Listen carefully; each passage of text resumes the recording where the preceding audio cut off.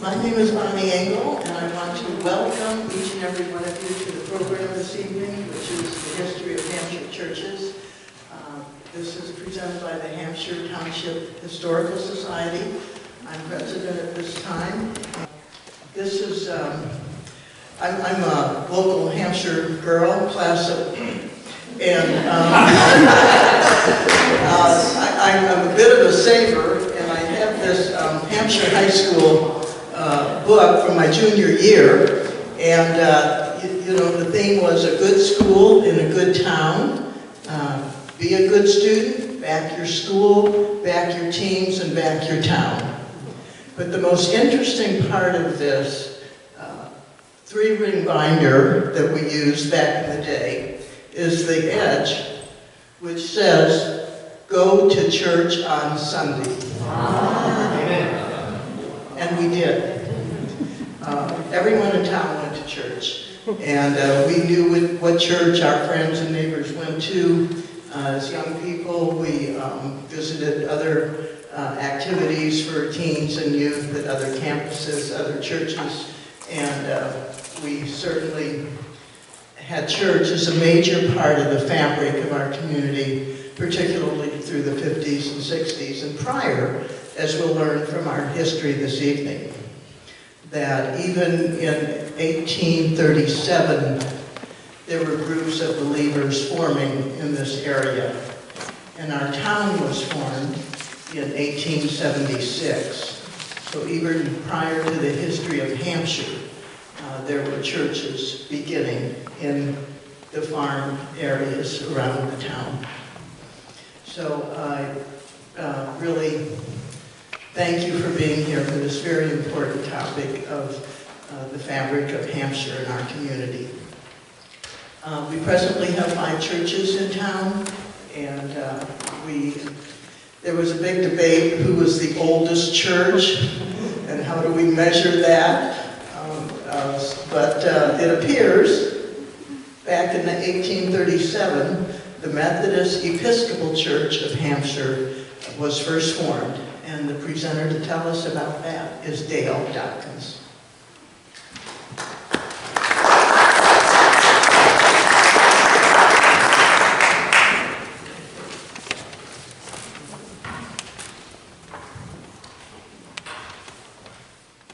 I'm inviting my bride, Pamela, to be my page turner. I get kind of active, and I will create a snowstorm of my notes. So I've asked Pam to come up and help me keep track of my notes a little bit here. Yeah, I'll do the... I will use this, and you can tell me if you hear me all right. Okay, thanks a lot, Bonnie. I appreciate having this opportunity to present the history of my wonderful First United Methodist Church, so thank you so much for that. In 1836, Zemus Allen arrived in Hampshire after the long and arduous journey from Vermont, where he had come from, to become the first settler in Hampshire. He was quickly followed by more settlers, so that by 1837, just 1 year later, there were enough people for the Methodist Church to start missions or preaching places. These settlers were religious, God-fearing people, and were very eager to come to worship and hear the Word of God way out here in the country. The first preaching place was established a few miles southeast of the town of Hampshire, and as I said, it was in 1837. The first quarterly conference was held at that same site in 1839 by the Reverend T.W. Whipple. As more of these preaching places were established, circuits were organized, with the Hampshire Church being grouped with other area churches, and in 1864, the Hampshire Circuit was established with Harmony, Huntley, and Hampshire. And as we all know, up until 1845, Hampshire went by the much more colorful name of Henpeck. Name was changed in 1845 to a more manageable name. The earliest parsonage that I could find was in Harmony, but in 1874, the minister moved to Huntley for, and I quote, more comfortable accommodations. In 1876, the Hampshire Church first appeared in the conference minutes as a charge. That word is what we use in Methodism as the becoming part of the official registry in the conference, with the Reverend T.W.P. Jordan as minister. The first Sunday school was organized in 1873, and in 1874 the church started holding services in the old Whelpley School. The best location that I could find for that school was Allen Road, near the Forest Preserve there and the Doty Cemetery. And if anybody has, I was going to call Oris, because Oris knows where the old schools were, but if anybody has a better location for that school, please tell me and I will update the record. At the quarterly conference held in February 22nd of 1875, a committee was formed to secure a site for a church. They chose a site on Washington Street.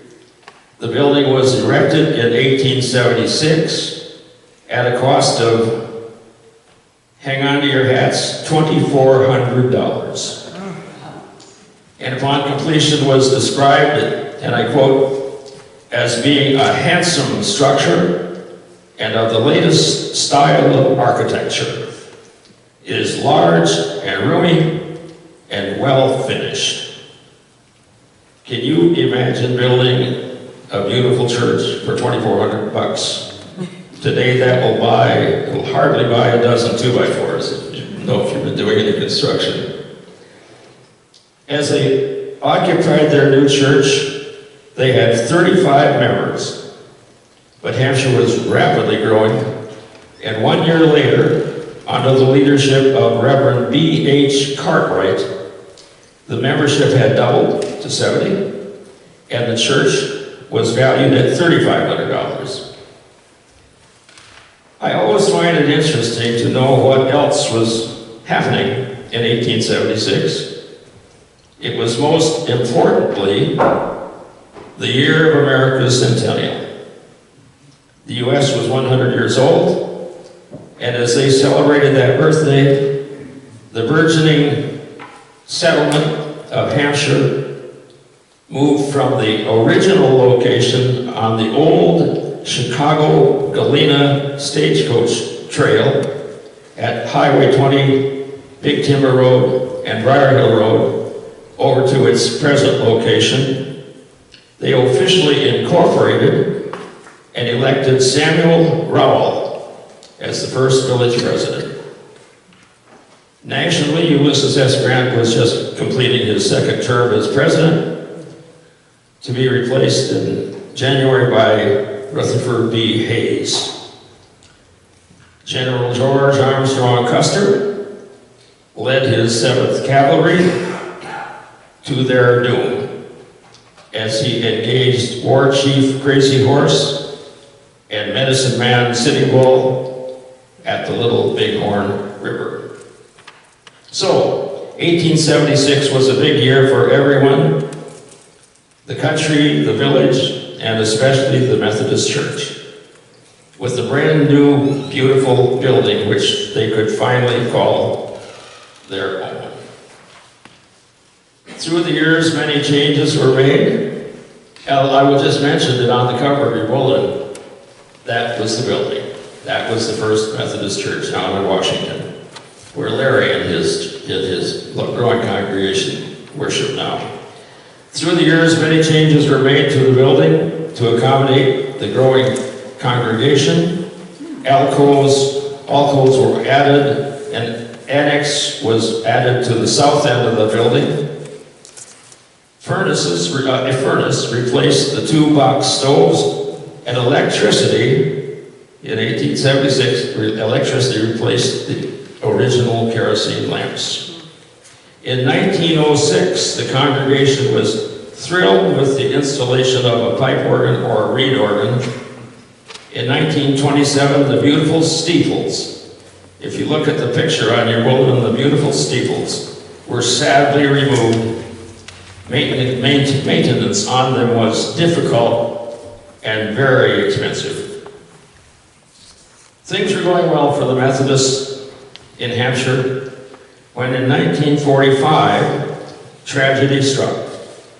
A fire badly damaged the building. Some members had already been calling for a larger building to accommodate the growing attendance at worship, and had started a building fund, so they just decided to just do the necessary repairs to continue to use the building. By March of 1946, $15,000 had been pledged. In 1948, the purchase of 4 lots, 3 blocks south at Grove and Elm, and in 1950, a plan for a new church at a cost of approximately $60,000 was presented to the members, and it was voted to continue to raise the necessary funds.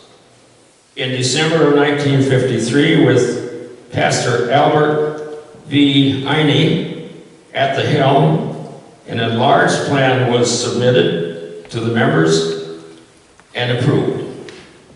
April 26th of 1954, the contracts were finalized, and on May 9th, 1954, the groundbreaking ceremony was held. That autumn, on October 10th of 1954, the congregation gathered to install a sealed box into the cornerstone and to dedicate the construction of the building to the glory of God. The next year was taken up with the construction of the new church. It went well, with much of the interior work being done by members of the congregation. They were an industrious and a talented group. By October 23rd, the work was completed, and the church was ready to be consecrated. This very special service would mark the close of the old church, the moving to the new church, and ushering in a new era. The Sunday school and the congregation met at the old church at 10 o'clock for a brief dedication ceremony. Then at 10:30, they all lined up 4 abreast for the march up Elm Street to the new church. It was an impressive parade over 2 blocks long. It was led by the color bearers, and I included the names of the people involved in that because many of us here remember some of these people. The color bearers were Donald Lepley and Dean Rusk, carrying the American flag and the Christian flag. They were followed by the trumpeters, Ethel Daniels, Diane Eine, Dee Lemming, Boyd Reed, Jerry Seiler, and Lee Nash. Next came the Sunday school classes, led by their teachers, and incidentally, our very own Chucky McMichael was one of those teachers. Next came the congregation, and finally, Reverend Eine carrying the pulpit Bible. It was very impressive, a very impressive ceremony. Upon reaching the new church, the ranks broke into columns of 2, and Reverend Ide marched to the front door, which was opened by A.H. Fredericks. Reverend Ide marched in, leading the congregation in for their very first worship in their new building. Reverend Ide placed the pulpit Bible in the pulpit and led the congregation in the opening prayer. That afternoon, the building was officially consecrated by retired Bishop McGee, J.H. McGee, Dr. Robert Mulligan, the Rockford District Superintendent, and Reverend Ide. Bishop McGee preached the consecration sermon. And this number I got right out of the record, so if you wonder how you ever had that, could have been over 500 people attended those 2 services. We can only dream of that kind of attendance, guy. Those 2 services that Sunday. The Methodist Church has always tried to remain true to the Wesleyan tradition of mission, of taking the message to the people. Now, I haven't talked about the women's groups at all, but a large part of that task of taking the message to the people has been carried by the women's groups. The earliest women's group that I could find was the Mite Society, which flourished in the 1870s, and taking their name from the iconic story of charity and benevolence in Mark and Luke. It tells the story of the poor widow who gives her last 2 mites to Jesus. I have mites here. Where's that? Right here. Now, I don't know. Mites was the smallest unit of currency in circulation when Jesus walked the trails. So those are 2 mites. So that's what they would have thrown into the what she would have tossed into the plate. They would have been the equivalent of our present penny. The Mite Society presented our bell to the church in 1881. That bell has called the people to worship for nearly 150 years, and incidentally still does every Sunday morning. The bell was moved to the new church during the construction in 1955, and it bears the following inscription: Henry Moshon Company, Baltimore, 1881, presented to the Methodist Episcopal Church of Hampshire, Illinois, by the Ladies' Mite Society, April 1881. The total cost of the new church was $167,161. Just by comparison, today the median home price in Hampshire is $288,290. In November of 1960, the mortgage on the church was paid off, with the church now free of debt. 2 more lots were purchased just south and east of the church property, on which to build a parsonage. The parsonage was completed in 1964 at a cost of $27,000. At that time, the Reverend Frederick Lifford was serving as pastor. So taking it back to the beginning, in 1837, to the missions and the preaching places, Wesleyan Methodism has been caring for the spiritual needs of the good people of Hampshire for 186 years. Thank you so very much.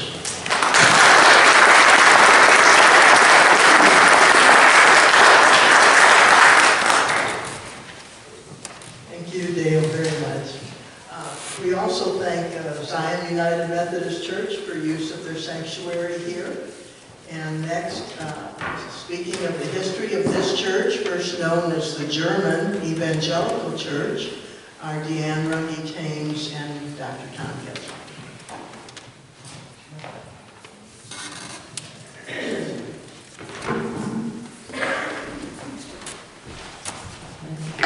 Will this work? Can everybody hear me? No? No. I'll turn it up. I'll turn it up. Can you hear me now? Can you hear me now? No. Can you hear me now? I feel like that commercial. Can you hear me now? No. Okay. I don't know what's going on. Okay. Can you hear me? Okay. I was asked to give you a bit of history of my church, which is this one here, which was begun 178 years ago. Recently, I was asked, what generation Getzelman are you to belong to this church? I had no idea. But as far as I can tell, I am the 5th generation Getzelman to attend Zion. I was married in this church, and all 3 of my children were baptized at Zion, making them the 6th generation. Okay. Getzelman was spelled and pronounced a little bit differently back then. The German spelling was G-U-E-T-Z-E-L-M-A-N-N. The umlaut O and the double N were removed later when my ancestors came through Ellis Island. The German pronunciation is Getzelman. Now about our church. It was officially organized in 1845 as a German evangelical church. Prior to 1858, church members met in the homes of early settlers, but the church was formally organized in 1845, 178 years ago. Looking at this plat survey, you can recognize many old names on this old plat. Allen, Blazer, Click, Thames, Bizel, French, Ream, Doty, Channing, Kelly, Arand, Gift, and Getzelman, and many more. Most of the homes where members met were northeast of Hampshire on farms. Soon, people's homes were being overwhelmed by the large attendance, so starting in 1853, camp meetings were held on the John Arand or the John Click farms. These camp meetings were very popular and well attended, with families sometimes spending the week in tents, holding afternoon and evening meetings. All of the services were held in German.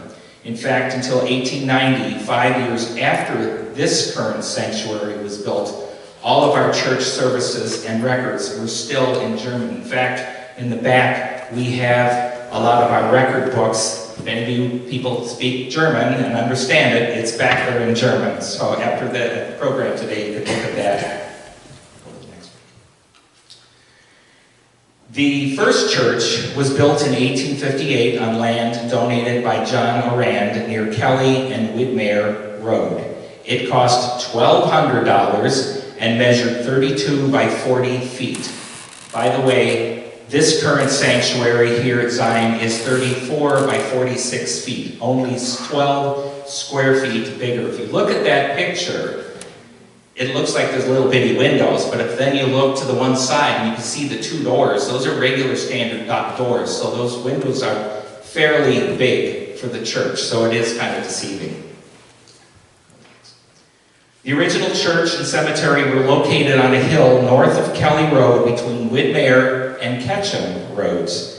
The gravestones of that cemetery, far off in the distance on the hill, can be seen from Widmere Road. In fact, that's why I needed to be up here.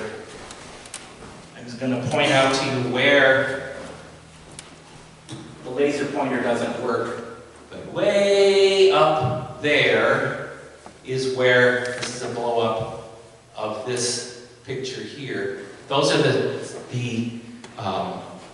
tombstones that are still up there at the Arand Cemetery.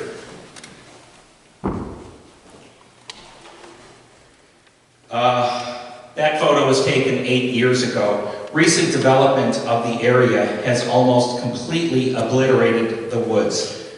That area was called Pigeon Woods, by the way. On the other side of the hill now sits the new Hampshire High School. It's there, okay. In fact, let's see. The cemetery was near the original site of the church. We still have, on occasion, services out at the cemetery on Sunday. Next. And in fact, in this photo, you can see some of the tombstones near the churchyard.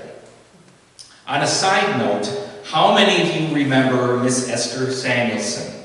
She was my 8th grade English teacher when I attended Hampshire schools. She personally confided to me that she was a descendant of the Oran family, but I don't know exactly how. I wish I had paid more attention back then. So what was going on in the world in 1845? Queen Elizabeth, or Queen Victoria of England had only been on the throne for 8 years.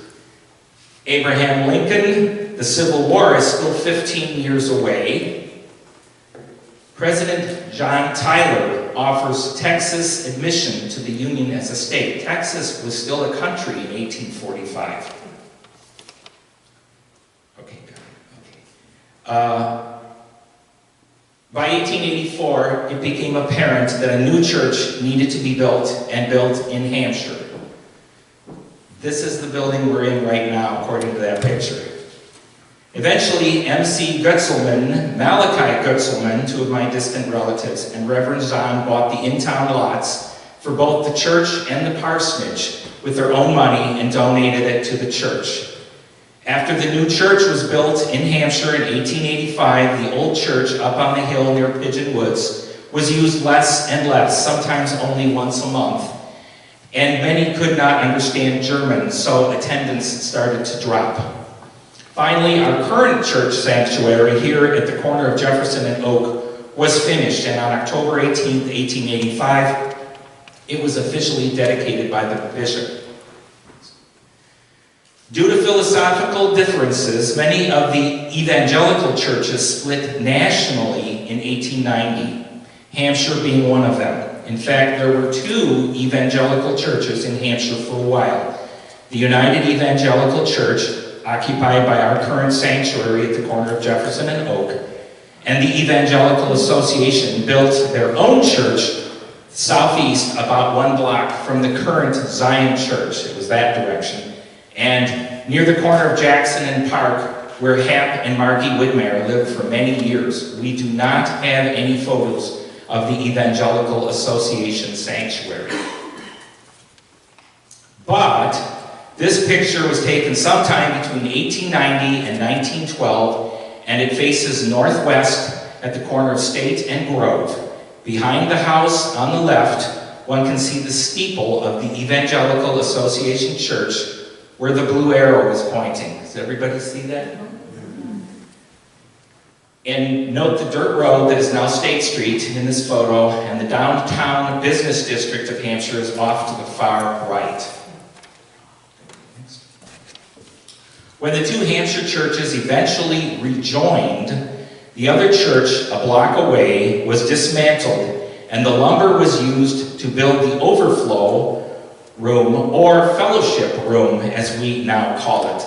Those thrifty Germans. The stained glass windows now on the east side of the original sanctuary were pushed or moved back to the east side of the fellowship. That was the outer wall right there, and then when they built the fellowship room, they used those stained glass windows and pushed them back to the east side. The original altar was at the south end of the church, and that was where everybody faced, that direction. There was no choir loft at the time, and was moved to the west side of the church. A choir loft was added, and the west wall bumped out right here for the altar.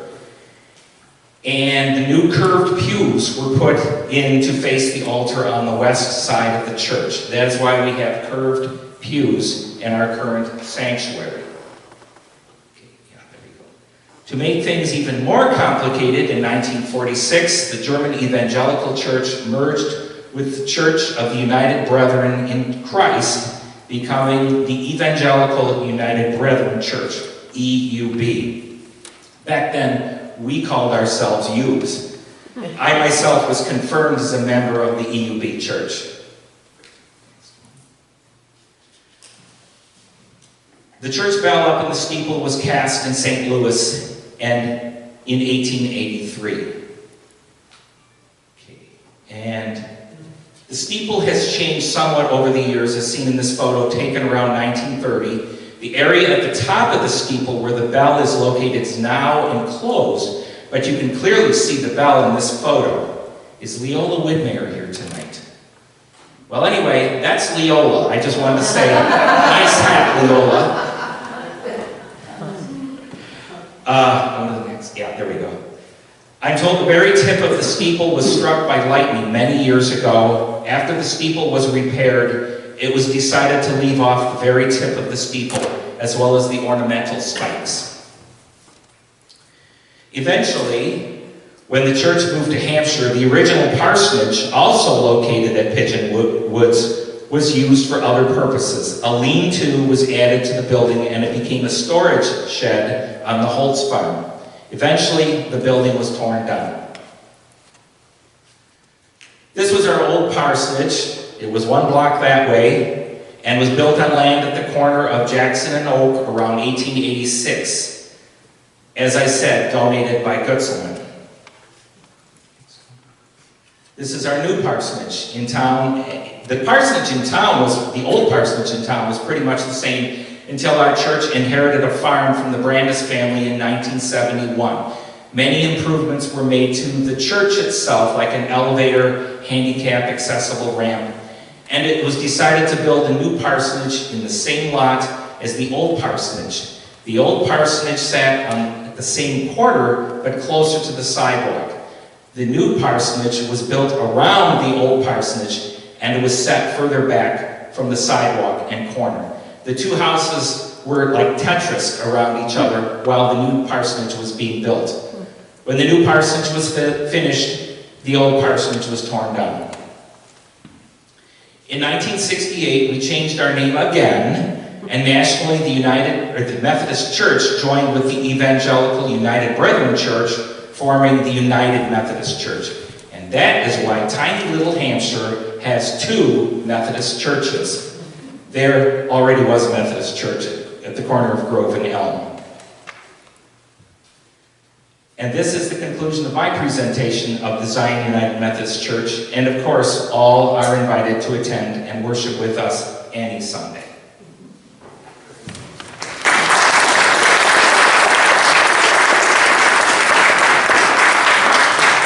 Thank you so much, Tom and Deanne.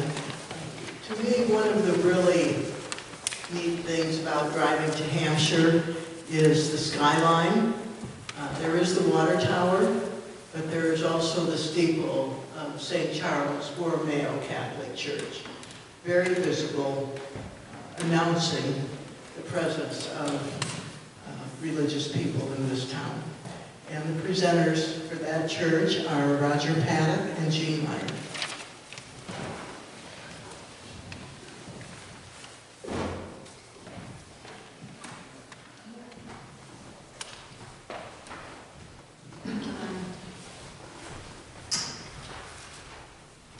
Well, I would say about 15 years ago, Whitey and Arlene Razor kind of, they had done a lot of stuff with the church history and put a lot of things together, a lot of this information we would not have, it would not have been for them. And this display they had done for historical pictures and stuff. So in the beginning, there's some stuff that we worked on together, just a little bit of the history, and you can take a look at this stuff afterwards if you'd like to.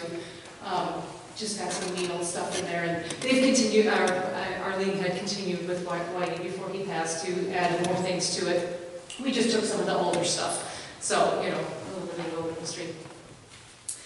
Anyway, so we're talking about the St. Charles Borromeo Church. The history of the Catholic Church in Hampshire begins in the year 1874. At that time, the area was within the province of Chicago.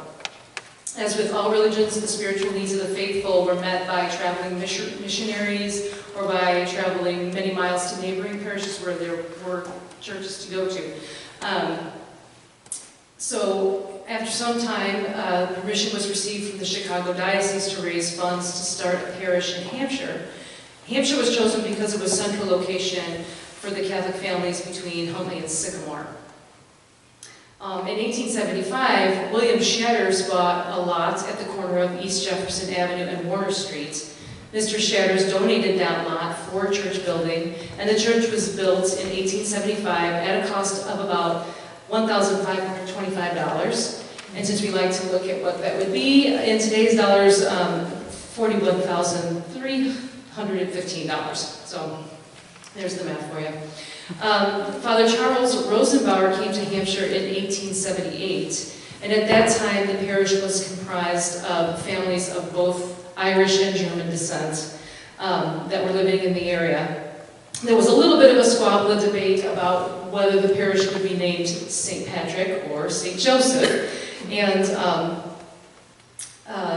Father Rosenbauer settled that argument by naming the church after his own patron saint, St. Charles Borromeo. So that kind of settled that debate. St. Charles Borromeo was born in Italy in 1538, and he was a cardinal of the Catholic Church during the Reformation. So, we see this in this picture. yeah, picture of St. Charles Borromeo. Let's see. The original rectory was built in 1879 on East Jefferson Avenue across the street from the first church. In 1880, the population of Hampshire had grown to 600 people. Transportation had improved, and families from Genoa, Kingston, and Kirkland could come to Hampshire to attend Mass, and some of them actually traveled in on the milk train. So. Then talk about the growth of Hampshire a little bit. Is it better? Yeah. We had our pastor was Father Casper Huth, H-U-T-H. He was assigned to Hampshire in 1885. He was a pastor here for 28 years. A 26-foot addition was put onto the old church in 1886. And this addition was eventually moved to the John Dewthorne farm upon, and it was used for their kitchen. I was in that here a few years ago. It still can be seen as of yesterday. I think they tore it down this week. But unfortunately, everybody ready to drive out there and take a look at it. But, no longer there. As the parish grew, the need for a larger church became necessary, and Father Huth and the parishioners purchased lots west of the original church and began construction of a new church in 1905. Some of the prominent names at this time were the families of Carl Cheeser, Peter Schneider, William Shatters, John Hammond, George Conroe, Philip Schultz, and also like the Engel, other names you might recognize are Engels, Studer, Haley, Wan, Siler, Maurer, Harder, Hammer, Umnestock, and Ray, and Fenzels I didn't find in there, John. In 1908, Pope Pius X released 5 territories from the Chicago Diocese. The new Northern Illinois territory established was called the Diocese of Rockford. It included 12 counties from Kane and McHenry on the east, and then following the Wisconsin-Illinois line to the Mississippi River, and going south 3 counties down the White Side, and then back to the east again to Aurora, which is Kane County. The new church was dedicated in 1909. It was a Gothic design building with a slate roof and a 120-foot high steeple. Seating capacity was 500. Cost in 1909 was $25,000. Today's cost on those dollars was $784,000. But if we build it today, it'd probably be more like $5-6 million. So, and then the old church then became the parish hall. One little bit on the history of the church when it was built. It was actually designed by the famous architect Engel.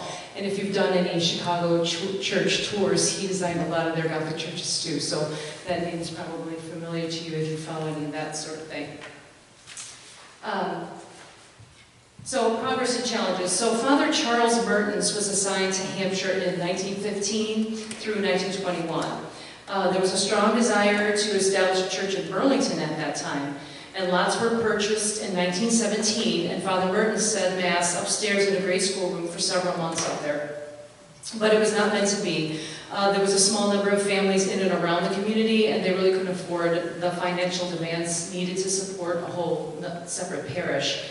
In addition, paved roads were becoming constructed, allowing easier access to Hampshire, so the Burlington plan was abandoned at that time. Father Frederick Brummel came to Hampshire in 1921. While Father Brummel was here, the number of parish families continued to increase, and more property was purchased just north of the old parish hall, which was the west corner of Warner Street and Washington Avenue. This would later be the site of a convent for the Catholic nuns that came to teach the school. Currently, this is the location of the multi-purpose room inside that parish, where there is a preschool and junior high area. The main altar then was, and two side altars were then erected inside the church at that time. Father Francis Heckinger arrived in 1927, and he was here for about 6 years, and it was now time to build the new school. The parish hall, which was the old church, was torn down in 1928, and construction was begun on the school. The school was dedicated in 1929, and it was a two-story building with a gym and a stage and a kitchen on the lower level, and there were 4 classrooms, a library, and bathrooms on the second level. And the basement was below the stage with a coal heating furnace.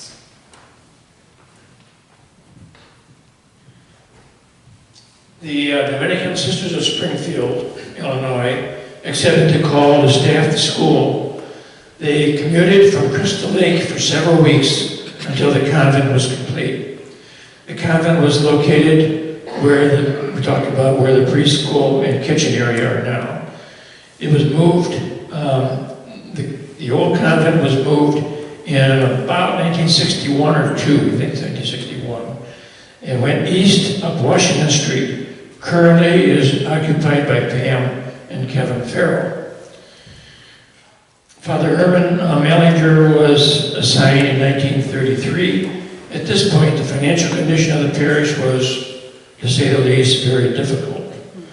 To help reduce some of the debt, one of the parishioners, who donated his farm and 2 houses and lots to the parish. The new pastor now is Father Nicholas Theory. He came to Hampshire in 1943. He was here for 8 years and had to resign because of poor health. During his pastorate, he installed a pipe organ, purchased playground equipment, and decorated the rectory. In addition, he paid off his parish debt and had $6,500 left in the treasury. I don't know how much that would be today. But, following Father Theory was Father Sylvester I. During his 6 years, he oversaw the church redecorating and installed a new heating plant. In 1957, Father Clement Pettit arrived and remained here until 1965. A new convent was purchased around 1960, located at 279 East Jefferson Avenue, across from the main entrance of the church. In addition to the school was dedicated in 1963. This included 4 classrooms, kitchen, multi-purpose room, 2 offices.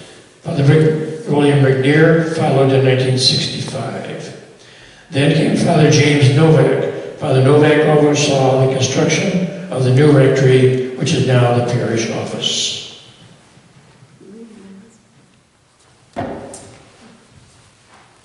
Okay, the pastors after Father Novak were Father Edmund Pettit, William Clausen, Thomas Dempsey, Tom Bratman, and Joseph Nicolosi, and our current pastor, Sylvester Nasso.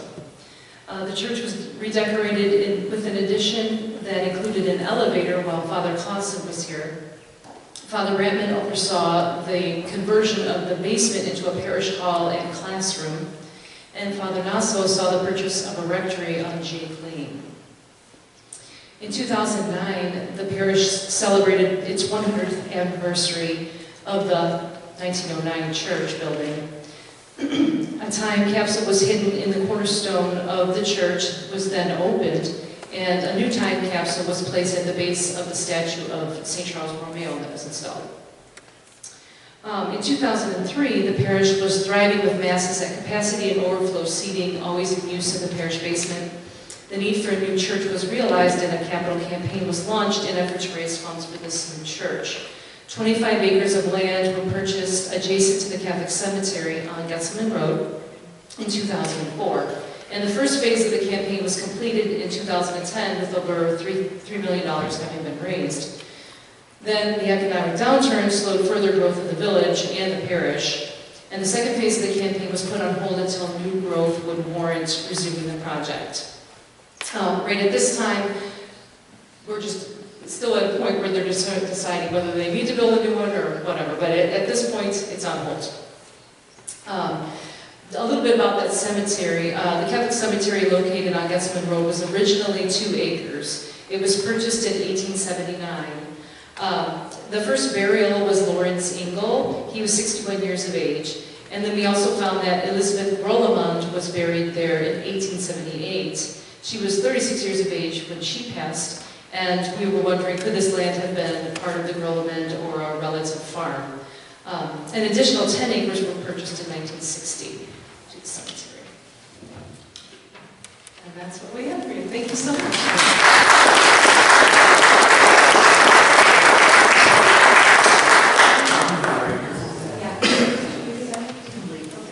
Thank you so much.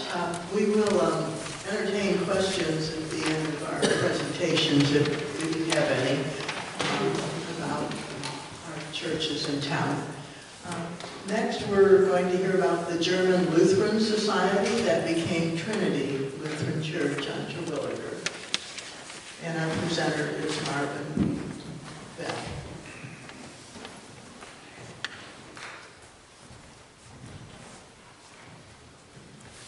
Thank you. Good evening, everyone. You have to bear with me. I am not the producer of this document that I'm going to read from. I have to give credit to my wife, who was out of town. Did most of the research on it, along with our church secretary, Sherry Burke, who is here, Judy Burke, and Dale and Mary Fullman are also our parishioners that have been there much longer than I, and our pastor, Pastor Charles Ridolph. So, very briefly, I've only been in this community since 1989. Some of you probably recognize me from the 10 years I spent in the blue uniform riding around in the squad car here. So, with that in mind, I will begin our journey. In 1876, Reverend John E. Baumgartner of Huntley began to conduct Lutheran services in Hampshire. He was the first regular pastor to serve the society. In 1877, the German Lutheran people of Hampshire vicinity held meetings in the Bean Schoolhouse. It was in this year that the German Lutherans organized themselves into a church society. It was deemed advisable to have a regular place of meetings, and the ME Church, which you've already heard about, was written, and services were held there for a period of 3 years. In 1883, the congregation of the German Evangelical Lutheran Holy Trinity Church was founded on the 13th day of May by Reverend John E. Baumgartner. He continued to serve the congregation until 1886. During his last year in Hampshire, the church changed its meeting place, and from that time until the new church was built in 1897 on Terwilliger Avenue, afternoon services were held in the Evangelical Church. In 1892, the congregation extended a call to Reverend O. Bruner of North Plato and asked him to serve here in addition to his own charge, a call he accepted and served until 1896. Burlington and Hampshire were one charge at that time, and Reverend Bruner preached alternately at both places. In 1896, Reverend Philip Rossel was was called to serve the Hampshire and Burlington churches. It was during his ministry that the new church was erected in 1897. The new church was dedicated on Sunday, October 24th, 1897.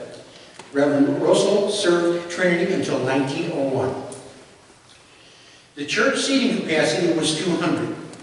It was built on a foundation of stone and is 52 by 30 feet with a 16-foot post and a height of 34 feet at the peak.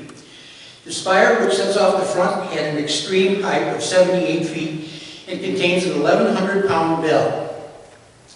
The interior of the building is well designed. The church was dedicated by a small congregation of 17 voting members. Now, just a little point of history, how time repeats itself. That's about how many we have now. 17 voting members. Anyway, in February of 1890, the services were started at 10:30 instead of the afternoons. After Reverend Russell left in 1901, the church was without pastor for a time, owing to the fact that there were not enough preachers in the synod to supply the churches. Consequently, Reverend J. Moulton of Genoa was appointed as pastor in 1902, and in July of the same year, Reverend William Brandt was sent here as assistant to Reverend Moulton. They served the congregation until 1904. The first resident pastor of Trinity was Reverend A.D. Wangren. He was called to serve here in October of 1904 and remained until March of 1908. It was during his pastorate the parsonage was built in 1905. Excuse me. In 1908, Reverend Louis Baumgartner was called to serve. He accepted a call to Huntley in 1910, leaving Hampshire again without a resident pastor. Now, you heard me mention Baumgartner before. Louis Baumgartner was the third son of the original founding Baumgartner pastor for Trinity. After Reverend Louis Baumgartner left in 1910, Reverend Moulton of Genoa again served Trinity until 1912. In 1912, Reverend D. Schoof was called to serve Trinity. He served until 1918. From 1918 till 1920, Hampshire had no resident pastor, and Reverend O. Hitzroth of North Plato served the congregation. In 1920, Reverend H. J. F. Meyer accepted a call and served until 1929. The Reverend W. Schmidtke was installed on September 5th, 1929, as the 5th resident pastor at Trinity. Reverend Schmidtke served Trinity until 1947. It was during this time, around 1932, that the tower of the church was struck by lightning, causing considerable damage. The present tower is lower than the original, but still stands much the same.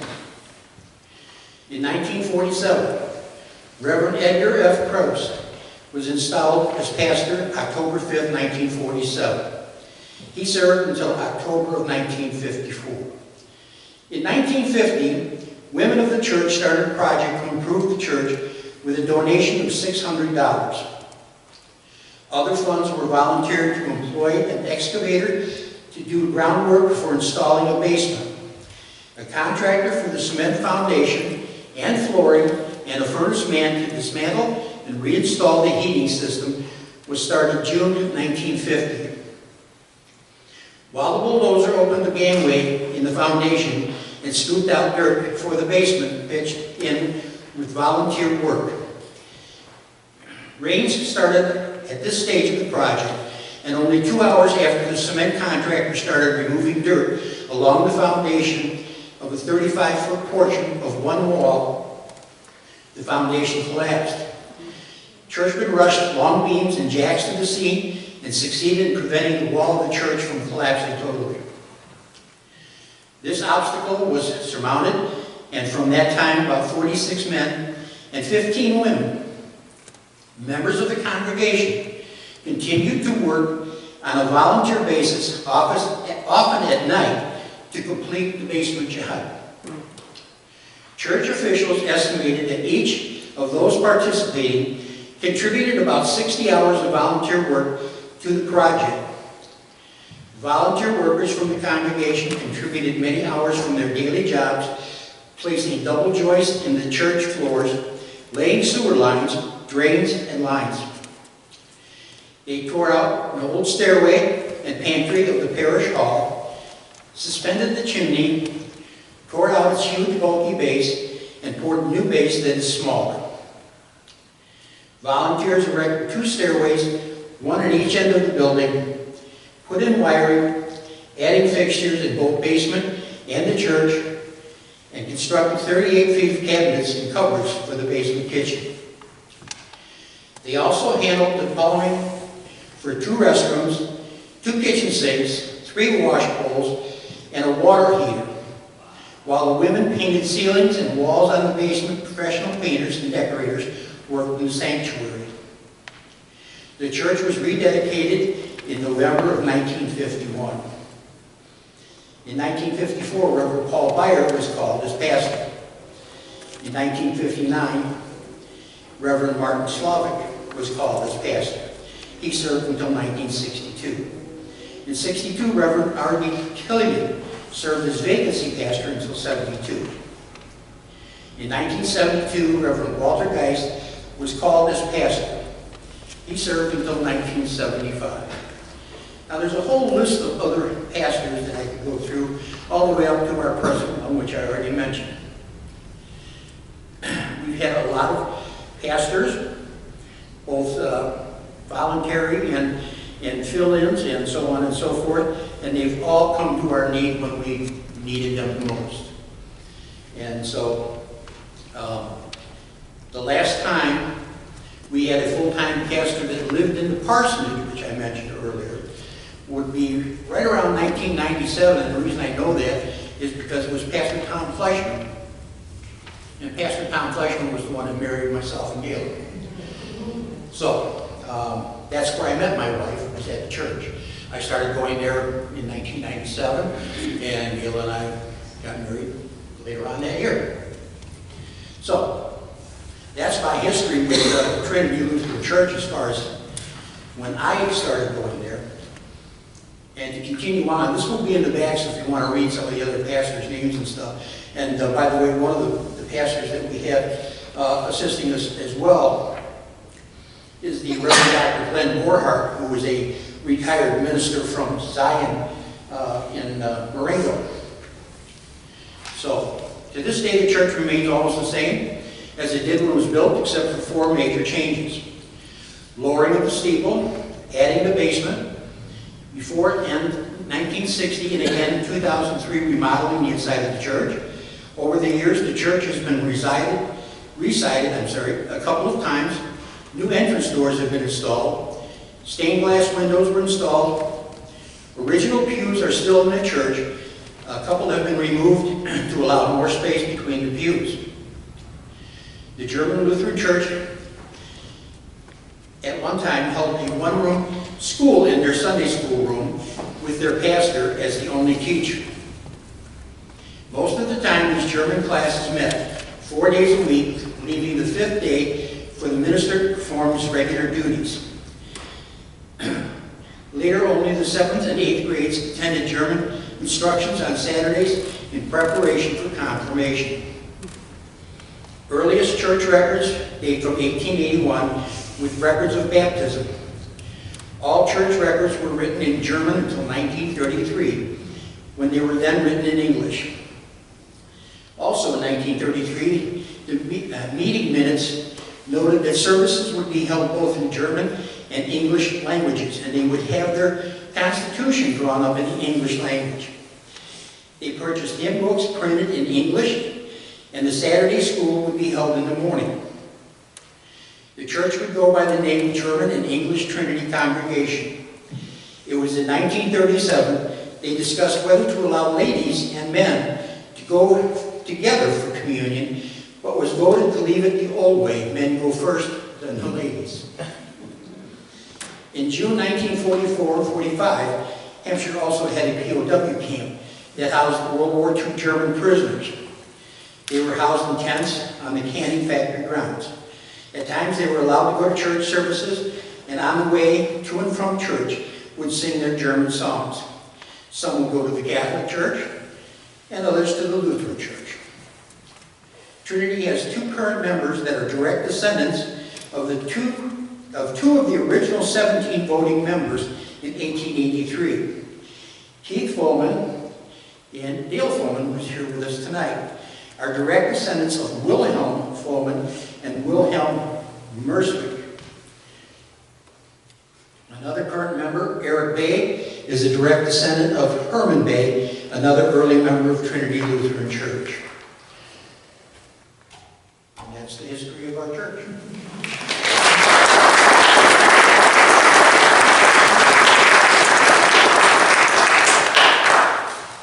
One thing I would like to add real quick, in the back we have a display. You're going to see these colored pieces of paper like this. We are very proud in June of this year, June 4th, 3 p.m. in the afternoon, we're going to be celebrating 140 years of being here in Hampshire.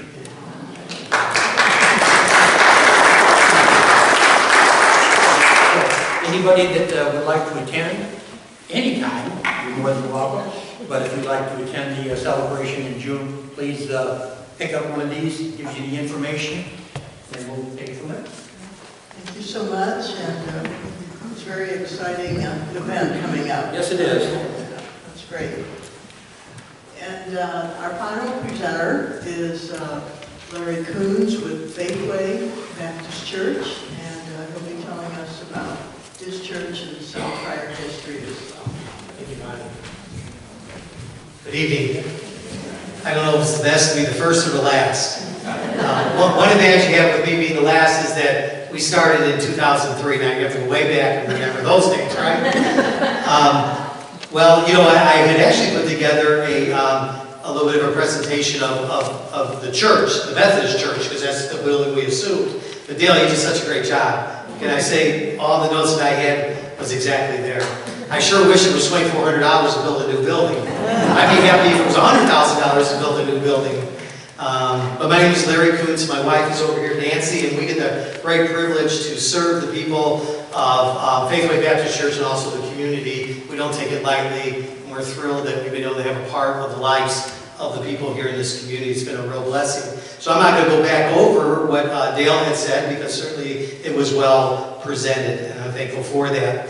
When the Methodist church did move, that must have been a sight to see them all walking up the street like that together. Must have been a real sight to see. What a tremendous time for that church. The building was then assumed by a gentleman. His name was Pastor Bieber. I don't know much about him. He was raised his family in the community here. Maybe you're familiar with him. They purchased the building and became a Village Bible Church. And then there was a group of 2 families from Ohio that had a burden to come to the Elgin area and plant a church. And so they raised some support, and they left Ohio, these 2 families, and they came to Elgin, and they were in a storefront where they started the Faithway Baptist Church. And then over time, they knew they needed to find a building, which is difficult to do. It's not easy and also very expensive. And as they began to look around, they found the building here in Hampshire. And I don't know if you saw that building at that time in 2000, would have been probably 2008. It was in disrepair. And they purchased it, just these 2 families and a few other members of the church. And they came and they took out a loan, $185,000. Now, back then you could have bought 10 churches, but with that, $180,000 was just to repair it and get it into good order. And together they worked, just like was mentioned here many times. They worked late hours. They shored up the building. I know sometimes when I walk in and I think that someone named Eileen built it, because it has a tendency to lean.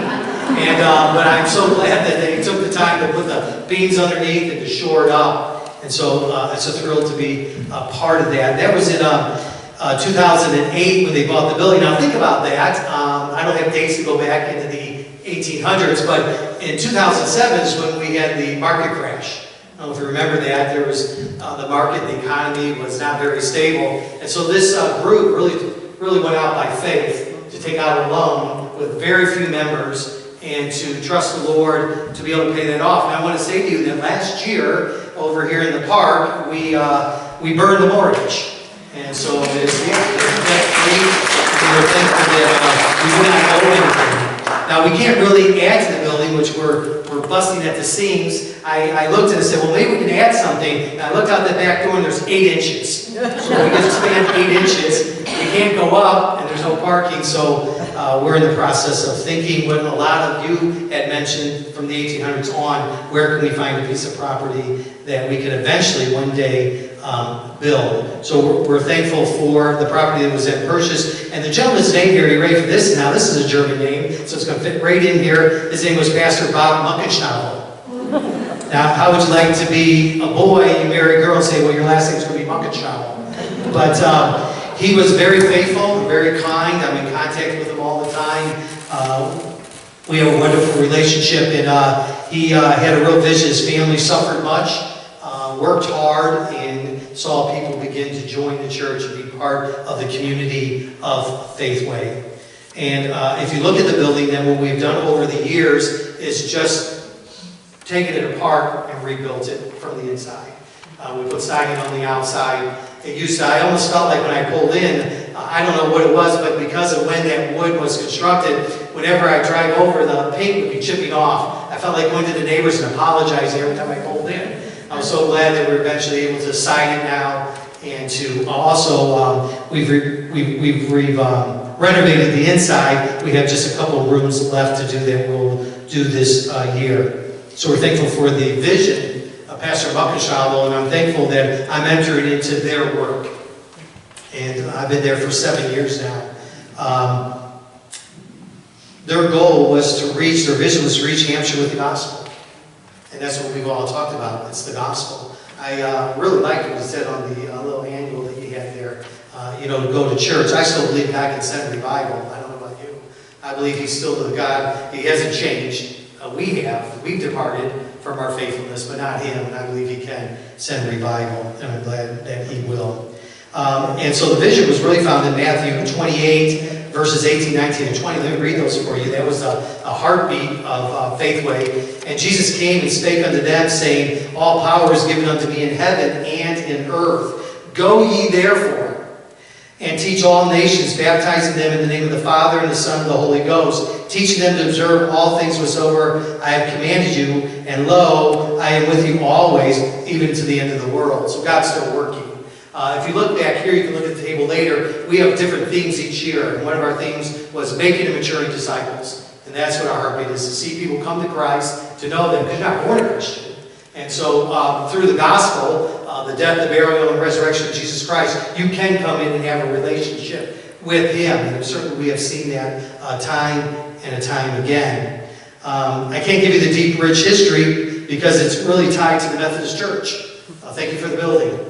And it's going on.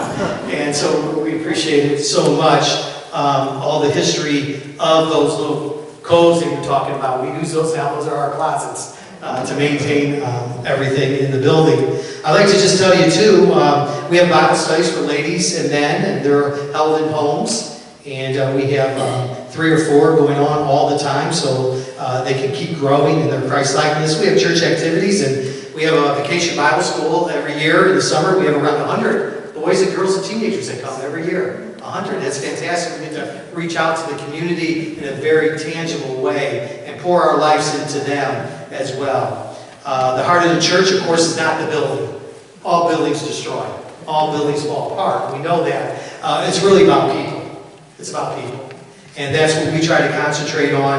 That's why I'm so glad that we don't have a mortgage anymore. It's terrible to have to pay a mortgage, but we can take that money and pour into families. And that's what we're trying to do there at Faithway Baptist Church. We run around 75 to 80 each Sunday morning, and then on Sunday night we have a youth group where we just bring teenagers in, and they come and we have something very relevant and right where they're living. You know, our teenagers are facing a lot of difficult times, aren't they?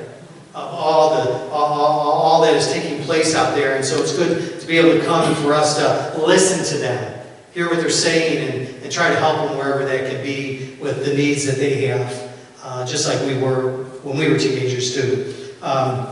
And then on Wednesday, we gather together with all ages for Bible study. And we have an hour or so long gathering there as well. Then also we have a ministry called Neighborhood Bible Time. There's a picture of it back there as well. We support 10 missionaries that are in foreign countries and a few that are stateside. And one of them is the ministry of Neighborhood Bible Time. And we recruit 26 to 28 men every year. So 26 to 28 young men between the ages of 19 and 22 will descend upon Hampshire Friday, May 19th. And we train them for 3 weeks in intense ministry so they can see it's not about you, it's about people. And it's about how to take what they're learning in theological school and do the practical. They'll go out this summer in groups of 2 to over 100 churches and do youth crusades. And they'll preach and teach to over 10,000 boys and girls and teenagers. And they'll be in Ireland as well, Scotland, and a few other countries. And we train them, and then when they're done, when the summer's finished, and they're done, they go home, they drop off their laundry, their mom does it, and they go back to school.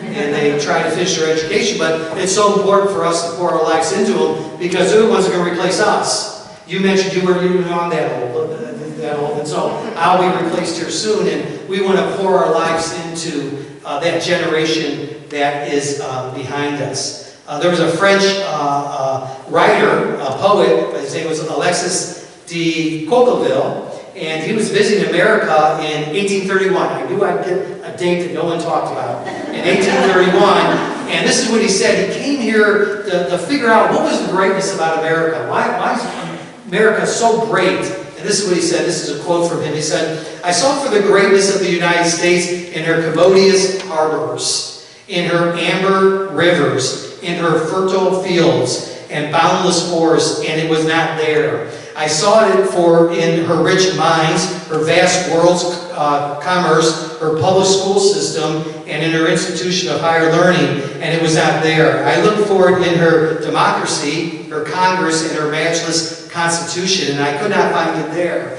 Not until I went into the churches of America and heard the pulpits flamed with the righteousness did I understand the greatness of the country.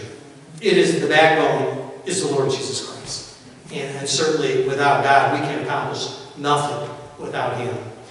So the church is God's plan in this dispensation, and it is a way for us to get the gospel out. At Faithful Baptist Church, we have 4 pillars that I think make up each local church, and that is, one is the apostle doctrine, or teaching out of the Bible. That's the writings that we have from the Apostle Paul and others.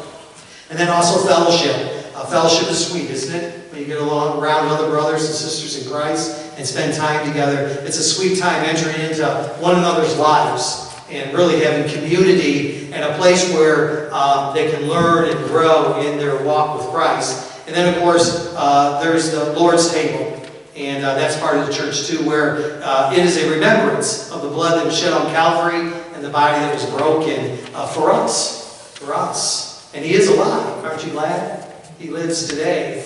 And then also, and we should do that in remembrance, of course, until He returns in the clouds. And then also we have a prayer. That's the backbone of everything. Nothing moves without prayer. Prayer is the very dependence on God. It is the very breath of dependence. It is what moves everything. And God is able, no matter what culture we live in, no matter how difficult the times are, God's Spirit can still come and make a difference. So here's 5 things that would characterize us. One is evangelize the unsaved both locally and throughout the world. And so we take that seriously. We support a lot of missionaries, and we plan to add more. Edify Christians. We want to pour our lives into the group that's behind us and teach them, no, this is it. This is how you live. This is how you interact. This is how you grow. And then promote a sound testimony, truth, and a biblical witness for the glory of God. And all will be for God's glory. If there's anything you love about Faithful Baptist Church, it is because of God. Everything you don't like is my fault. Safeguard the fundamental. I did like what they once said, that the one that broke the tie, he just named it after who he wanted to. That's a lot of power. I like that. Safeguard the fundamentals of the faith. We're an independent Baptist church, and what that means is that we are not part of a denomination in the sense of hierarchy. We're independent, so each one of our members have one vote. And so when we're doing something, we go before the church, we say, here's our budget, and we all vote on it. And of course, as a church, we vote, we carry that out. We don't have an outside type of influence on us. So we're independent. Fundamental meaning that we believe the fundamentals of the faith. The virgin birth. We believe that the Lord Jesus Christ died on the cross. We believe that he was buried. We believe he rose again. And all life is from him. And we can have that life. Remember, it's not a religion, it's a relationship. And then the last would be provides a biblical influence in our community for Christ. And so I have a picture, the one that I think Dale showed back here on my slide, and then I have on my computer back here also a picture of what the church looks like now. And the parsonage, which was right next to it, looks the same. It's right there. It's still you can tell that it's the same building there. I really have a burden in this, is that as we were talking as a group of members at Faithway and thinking about our journey of maybe getting some land and building, because we're just bursting. It's a small building. There's 80 of us in there. It's so fun. There's this little boy, he's about this tall, and I look at the building, it's so tiny, and he's running around. You know how little kids are, shirt tails hanging out, ties all done. He's running around sweating like crazy, just running all over the place. And he runs right into me and he says, this building's so big. It's like 2 aisles and 2 bathrooms, and that's it. But it's all perspective. But we went to, I really don't want Faithway or to keep it though. If we do get into a building, it's such a historical building in the community. I'd hate to see it go and be a drugstore or turn into a house. I'd like to keep it and maybe use it as a fellowship center or a place for teens or something like that. And we could keep it there for the history of this great community. This is the truth. And my wife and my wife grew up in the city, and I grew up in Hoffman Estates. Was in the military, got out of the military, we moved out to Elgin, and we had never heard of Hampshire. We didn't know Hampshire existed, but these last 7 years it's become dear to us.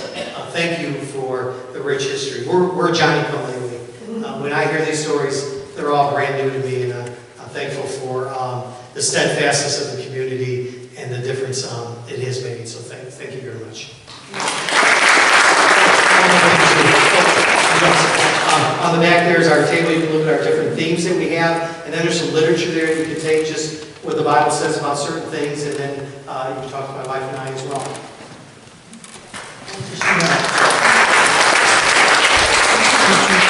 Thank you so much. Are there any questions that any of you have for our presenters? I knew that, yes.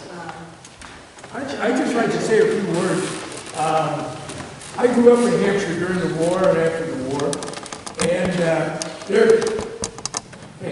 there are 4 ministers that stand out in my knowledge of Hampshire. One, Father Meiniger, he got the Catholic school rolling here in Hampshire, and Reverend Schmidt in the Lutheran Church, very strong. His daughter and my sisters grew up together, very close. But I still remember, Marv, we talked about the POW camp here. I was a paper boy. We had a wood carving business. We had a black market tobacco business going on the side. And I still remember Reverend Schmidt and Father Meiniger talking about sending the prisoners to church on Sunday. And that was quite a show. They would come marching down, and they would separate right at State and Jefferson. Half would go to the Lutheran Church, and half would go to the Catholic Church. And the songs were great. So those are the 2 men. Now, did you know that we had 2 ministers that were war heroes from Hampshire? The first, and I'm not spitting here. No, you're fine. Gordon Smith. He was a true ecumenical. I mean, his morning, Sunday or Saturday morning breakfast at the parsonage were fantastic. And his wife was a great cook, by the way. But there were a couple of us that were so Catholic. But we had Lutherans there, ecumenicals, and so forth. I'll never forget those Saturday morning breakfasts. But did you know that Gordon Smith was quite a war hero in World War II? Did you know what Gordon's job was? You've heard of Saipan, you've heard of Guadalcanal, and so forth. Iwo Jima. Well, Gordon was the guy that went in there with a speedboat designating the landing areas for the landing craft to hit the beach. You never knew that from Gordon. But we used to have a lot of talks together at the shop. I loved the guy. He was like an uncle to me. And the other was Bill Salo, the Methodist minister. Bill Salo was in the Korean War, my war. And he was either in the Chosin Reservoir Retreat or Heartbreak Ridge, I forget which. But he went through literal hell. You didn't know it. But the reason I love the guy, he had a boy, Billy, and he came up to me one day and he says, "John, you got 3 boys." He said, "I got Billy, he's giving me a little problem." He said, "Take him under your wing." So I did. I put him in the shop, and Billy went into service, and now he's the chief union steward of all mechanics for United Airlines in O'Hare. So I just like to bring out the point that we had some great ministers here, and this was one great town to grow up in. With that, I'll take a seat.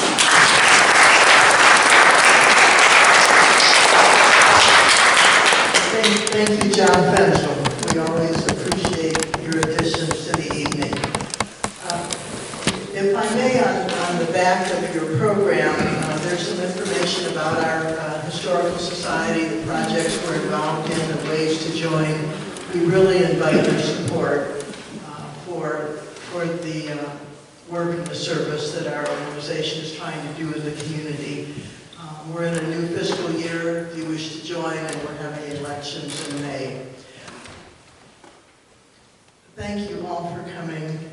I want to encourage you to reach out to your neighbors and to the youth of this community to help them know who the Lord is and what God really has in store for us, and to pray for Hampshire and pray for the United States of America.